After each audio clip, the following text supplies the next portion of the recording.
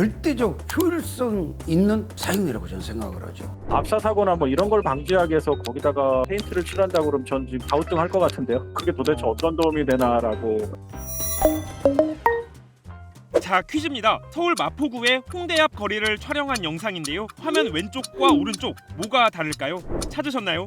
바로 아스팔트 도로 색깔입니다. 예전엔 검은색이었던 도로가 지금은 붉은색으로 변했습니다. 옥상에서 찍은 영상을 보면 더 잘 비교가 되죠.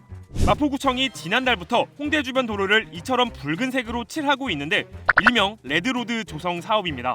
제가 서 있는 이곳은 보도와 차도가 구분되어 있지 않은 도로, 즉 보차 혼용 도로인데요. 제가 들고 있는 이 수첩과 이 도로의 색을 비교해 보면 확실히 붉은색이라는 게 티가 납니다. 이 줄자로도 도로의 폭을 한번 재보겠습니다.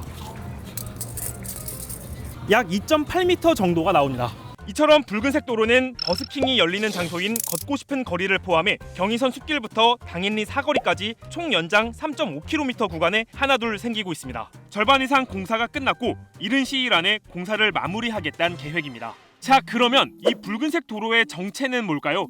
우리가 어린이 보호구역이나 경사로에서 봤던 것과 같은 건데요. 기존 아스팔트 도로 위에 미끄럼 방지 포장재를 약 1에서 4mm 정도의 두께로 바른 겁니다. 도로의 미끄럼 저항력을 높여서 차의 제동거리를 짧게 만들고 이를 통해 안전을 확보하려는 목적이죠. 눈에 잘 띄게 하려고 보통 붉은색으로 만듭니다. 그런데 논란은 지금부터 시작입니다. 서울시가 이태원 참사와 같은 압사를 막겠다며 골목길 잠재적 위험 요소 해소를 목적으로 각 자치구에 예산을 교부했는데 마포구가 유동인구가 많은 홍대길에서의 압사 사고를 막겠다면서 이 미끄럼 방지 포장재를 발랐기 때문입니다. 서울시는 25개 자치구에 각 4억 원씩 총 100억 원을 내려보냈고 마포구는 4억 원을 모두 레드로드 조성 사업에 사용했습니다. 이런 소식이 알려지자 누리꾼들은 대부분 부정적인 반응을 보였고요. 이태원 사고가 무슨 미끄러져서 일어난 사고임? 인파 통제, 차량 통제 안에서 참사가 일어난 거잖아. 어린아들이 길에 왜 피가 있냐며 무섭다고 합니다. 왜 졸속 행정으로 거리와 도시미관을 망치는 걸까요?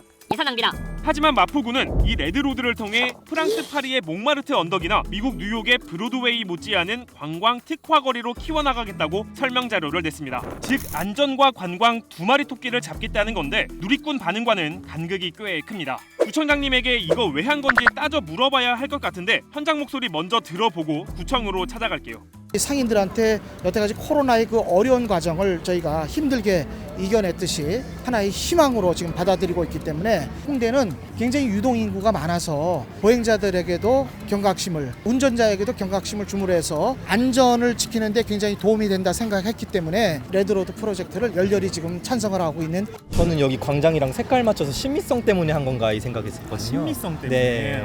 이곳이 평지여서 참사가 일어났던 곳과는 지형이 좀 많이 다르잖아요, 여기가. 그래서 그게 효과가 있을까? 눈에는 들어오세요? 잘 모르겠어요. 사실 눈에 들어왔다기보다도 근데 눈에 들어오는지 잘 모르겠네요. 잘 모르겠어요. 네. 세금 4억이 들어갔어요. 아이고야, 네네. 굳이 그렇게 필요했을까? 빨간색 도로 보고 좀 어떤 드신 생각 같은 거 있을까요?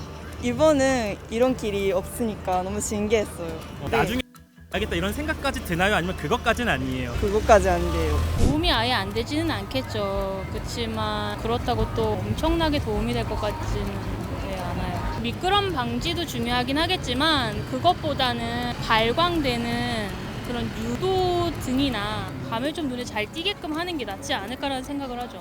이제 구청장실로 찾아가 구청장님께 물어보겠습니다. 이태원 사고와 같이 똑같은 사고가 또 발생하지는 않습니다. 비슷한 사고가 발생할 수는 있어도요. 보행자와 차량이 뒤섞여서 움직이는 곳이거든요. 갑자기 건물에서 튀어나오는 젊은 사람이 있을 수도 있고 술 먹은 사람들도 있을 수 있잖아요. 차량은 긴급 제동거리를 확보해줘야 그랬을 때 안전은 지켜질 수 있다고 생각을 하고요. 이번에 그 미끄럼 방지를 예산 목적으로 사용하면서 관련 어떤 농역을 줬다라든지 어떤 연구 결과를 참고했다라든지 그런 게 있었을까요?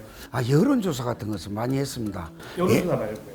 예. 과학적으로 미끄럼 방지를 했을 때 압사 관련한 어떤 사고를 예방할 수 있다라든지 그것과 관련된 연구 논문이든 관계 기관의 어떤 공신력 있는 자료 그런 게 혹시 있을까요?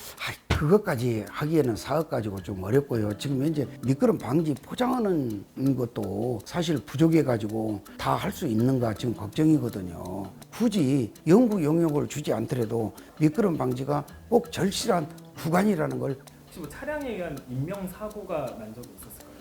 이제 그런 접촉 사고라든지 이런 것은 이제 자주 발생하는 것으로 제가 알고 있는데요. 인명 피해 뭐 사람 왜냐면 거기는 그냥 다른 도로처럼 쌩쌩 달리는 도로, 예, 쌩쌩 달리는 도로는 아닌데 그래도 안전하다라는 생각만 가지고 거기를 포기해 버리면 언제 어떤 사고가 또 발생할지 모르잖아요. 하지만 그 예산을 뭐 CCTV라든지 관제실 인력을 더 촘촘히 한다라든지 그런 거를 좀 더 할 수는 없었을까요? 4억 1,200만 원이라는 돈이 CCTV나 안전을 위해서 사용할 수 있도록 예산이 확보돼 있잖아요.